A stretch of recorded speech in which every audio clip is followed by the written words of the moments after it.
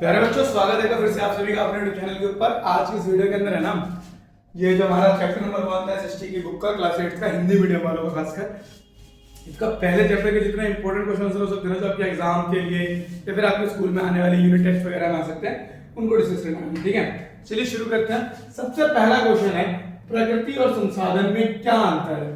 तो प्रकृति उन सजीव और निर्जीव रूपों की समग्रता है जो हमारे पर्यावरण का भाग है, जो कि मानव निर्मित नहीं है। और प्रकृति के ये तत्व तब संसाधन बन जाते हैं जब मानव इनका उपयोग अपने जीवन यापन के लिए करता है या फिर नई वस्तुओं को बनाता है। प्रकृति क्या हो गया? प्रकृति उन सजीव और निर्जीव समग्रता है, सजीव और निर्जीव रूपों की समग्रता है। और संसाधन क्या है? जब प्रकृति की वस्तुओं का इस्तेमाल करके मनुष्य जो है अपने उपयोग की चीजें बना लेता है, तब वो संसाधन कहलाती हैं। ठीक, प्रकृति और संसाधन दोनों अलग चीजें हैं। किसी तत्व को संसाधन कहलाने के लिए कौन सी शर्तें आवश्यक है? अगर कोई वस्तु, कोई तत्व है आपका, वो संसाधन कहलाना चाहता है तो कौन कौन सी शर्तें हैं उसके लिए? तो किसी भी तत्व को संसाधन कहलाने के लिए उसे तकनीकी रूप से सुलभ, आर्थिक रूप से व्यवहार्य और सांस्कृतिक रूप से स्वीकार्य होना चाहिए। तीन चीजें बताएगी। सबसे पहले तकनीकी रूप से सुलभ, आपको उसका इस्तेमाल करने या फिर उसको निकालने के लिए तकनीक होना चाहिए। सेकंड, आर्थिक रूप से सुलभ होना चाहिए, ज्यादा महंगा ना हो। तीसरी चीज, सामाजिक या फिर आपके सांस्कृतिक रूप में स्वीकार्य होना चाहिए। ठीक है, आपकी संस्कृति उसको एक्सेप्ट करनी भी जरूरी है। ठीक, प्राकृतिक संसाधनों को किन तीन मुख्य श्रेणियों में वर्गीकृत किया जाता है?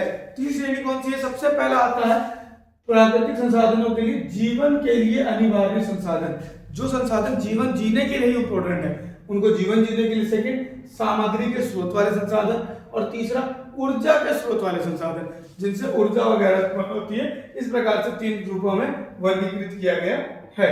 ठीक, नवीकरणीय और अनवीकरणीय संसाधनों में क्या अंतर है? तो नवीकरणीय के बारे में पढ़ेंगे, फिर अनवीकरणीय। वे संसाधन जो प्राकृतिक प्रक्रियाओं के माध्यम से समय के साथ स्वयं को नवीनीकृत और पुनर्स्थापित कर सकते हैं, वो आपका नवीकरणीय संसाधन कहते हैं। मतलब प्राकृतिक क्रियाओं के द्वारा अपने आप से रीजनरेट हो रहे हैं, तो एक बार खत्म हो गए तो दोबारा से पुनः उनका वो हो जा रहा है, पुनर्स्थापन हो जा रहा है, उसको नवीकरणीय कहते हैं। अनवीकरणीय वे संसाधन जो बहुत लंबी अवधि में निर्मित होते हैं, तो ऐसे संसाधन जिनको बनने में काफी लंबा समय लगता है और जिनका उपयोग उनकी पुनः पूर्ति की दर से कहीं अधिक तेजी से होता है, जैसे कि पेट्रोल और कोयला, इनको अनवीकरणीय संसाधन बोला जाता है। ठीक है, नेक्स्ट दिया है पारिस्थितिक तंत्र सेवाएं क्या है?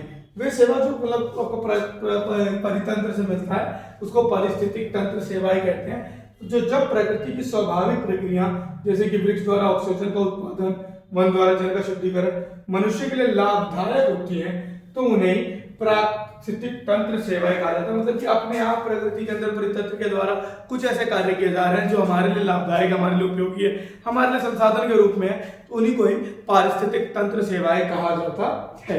ठीक, फिर आ जाता है प्राकृतिक संसाधन एक अभिशाप से क्या आशय है, क्या समझाने की कोशिश की गई है? तो यह एक ऐसी स्थिति है जहां प्रचुर मात्रा में प्राकृतिक संसाधन वाले देशों या फिर क्षेत्रों में आर्थिक वृद्धि और विकास धीमा हो जाता है, क्योंकि वे अक्सर संसाधनों का उच्च मूल्य वाले उत्पादों में बदलने वाले उद्योग विकसित नहीं कर पाते। ये बताया जा रहा है कि ऐसा होता है कि जब है ना, जिस किसी कंट्री, किसी जगह के पास अधिक मात्रा में संसाधन, तो पूरी तरह से संसाधन के ऊपर निर्भर होने लग जाते हैं। उनके पास उद्योग वगैरह नहीं होते हैं, वो कच्चे माल को किसी अच्छे उत्पाद में परिवर्तित नहीं करते हैं। तो इसी स्थिति को बोला जाता है कहीं प्राकृतिक संसाधन होना उनके लिए अभिशाप बन गया, क्योंकि उनके यहाँ पे आर्थिक रूप में विकास काफी धीमा होता है। इसी वजह से उनको वहां पे प्राकृतिक संसाधन अभिशाप के रूप में माना जाता है। ठीक, फिर संपोषणीय, आई थिंक ये सतत पोषणीय आना चाहिए, यहाँ पे मिस्टेक है, यहाँ पे ये सतत पोषणीय कहलाता है। सतत पोषणीय अर्थव्यवस्था से क्या है?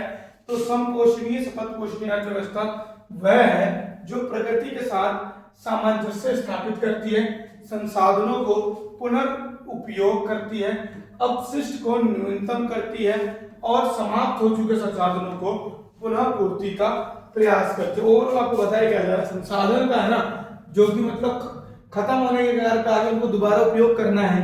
अगर अपशिष्ट है तो उन चूंकि संसाधन को पुनः पूर्ति करें, मतलब कि कुछ नया बन सकता है, रिपेयर हो सकता है, तो वो सारी चीजें करिए। ठीक है। फिर पंजाब में भूजल स्तर गिरने का मुख्य कारण क्या है? तो हरित क्रांति के दौरान अधिक आवश्यकता वाली जल की आवश्यकता वाली गेहूं और धान किस्मों को उगाने की सिंचाई के लिए भूजल को अत्यधिक दोहन करने के कारण जल स्तर काफी नीचे जा चुका है। यही कारण है कि गेहूं वगैरह आजकल मिलती भी नहीं है ज्यादा मात्रा में। क्या हुआ, जब हरित क्रांति आई थी ना, तो HYV सीड्स चली थी। ठीक है, HYV सीड्स इसको बोलते थे, अधिक मात्रा में HYV सीड्स से खेती होती थी। इंग्लिश में हाई यील्डिंग वैरायटी सीड बोला जाता है इसको। और इसके जब उपज करने की बारी आई तो सिंचाई के लिए पानी लगेगा। अब पानी अधिक मात्रा में उपयोग होने की वजह से क्या हो गया, पंजाब का जल स्तर नीचे जा चुका है, जिसकी वजह से वहां पे काफी समस्याएं आ रही है, भूस्तर नीचे गिर चुका है। संसाधनों के वितरण का मानव जीवन पर क्या प्रभाव पड़ता है? संसाधनों के वितरण से मानव जीवन पर बहुत ज्यादा प्रभाव पड़ता है। कैसे कैसे पड़ता है? संसाधनों का असमान वितरण मानव बस्तियां, ह्यूमन सेटलमेंट, ट्रेड, व्यापार प्रतिरूपों और अंतरराष्ट्रीय संबंधों का आकार दे देता है।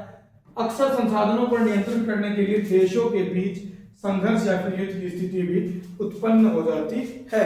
कहीं पर संसाधन ज्यादा है, कहीं पर कम है, तो वहां पे व्यापार होता है, लोग भी वहीं रहना पसंद करते हैं जहाँ पर अधिक मात्रा में आपके पास संसाधन वगैरह उपलब्ध हो, तो लोगों का सेटलमेंट बढ़ जाता है, मनुष्य की वस्तुएं, मानव बस्तियां विकसित होने लग जाती है, और अंतरराष्ट्रीय रूपों में आपस में तर्क वितर्क होने के बाद युद्ध का या फिर चुनौतियों या फिर संघर्ष की स्थिति भी उत्पन्न हो जाती है। ठीक है। संसाधनों के वितरण को मानव जीवन पर क्या प्रभाव पड़ता है? संसाधनों का जो वितरण है इससे मानव के जीवन में क्या प्रभाव पड़ा है? तो सेम क्वेश्चन रिपीट हो गया मेरे ख्याल में। हाँ, ये सेम क्वेश्चन रिपीट है कि संसाधन तरीके से वो नहीं है, क्या कहते हैं, वितरित, मतलब अलग अलग जगह पे कहीं पे ज्यादा कहीं पे कम है, और इसके जैसे लोगों को वहां पर रहना पड़ता है, मानव बस्तियां बस रही हैं, व्यापार में और प्रतिरूपों में अंतरराष्ट्रीय संबंध आकार दे देता है, इसी के साथ साथ संघर्ष भी हो रहे हैं, युद्ध भी हो रहे हैं, तर्क वितर्क भी होते रहते हैं, जिसकी दिक्कतें उत्पन्न होती हैं। लगभग 8 या 9 क्वेश्चन बताया आपको, यूनिट टेस्ट के अंदर आप पेपर देने जाइए, यूनिट टेस्ट देके आइए, डेफिनेटली आपको इसके अंदर से क्वेश्चन देखने को मिलने वाले हैं। ठीक है, उम्मीद करता हूँ वीडियो थोड़ी बहुत तो अच्छी लगी गई होगी, क्योंकि थोड़ा बहुत काम की चीज हम जरूर बताते हैं आपको, जितनी भी कोशिश हो सकती है उतना आपके लिए बेटर करने की कोशिश कर रहे हैं। अगर आपकी कोई सलाह हो, सजेशन हो, या फिर किसी पर्टिकुलर चैप्टर पे किसी पर्टिकुलर बुक की आपको नीड होगी, सर इसकी हमें एक्सप्लेनेशन दे दीजिए, एनसीईआरटी क्वेश्चंस करा दीजिए, तो आप वीडियो नीचे कमेंट कर दीजिएगा। जितनी जल्दी हो सकेगा हम आपकी समस्या, आपके लिए जो बेटर हो पाएगा आपके लिए उपलब्ध कराने की कोशिश करेंगे। धन्यवाद, मिलते हैं अगले वीडियो में।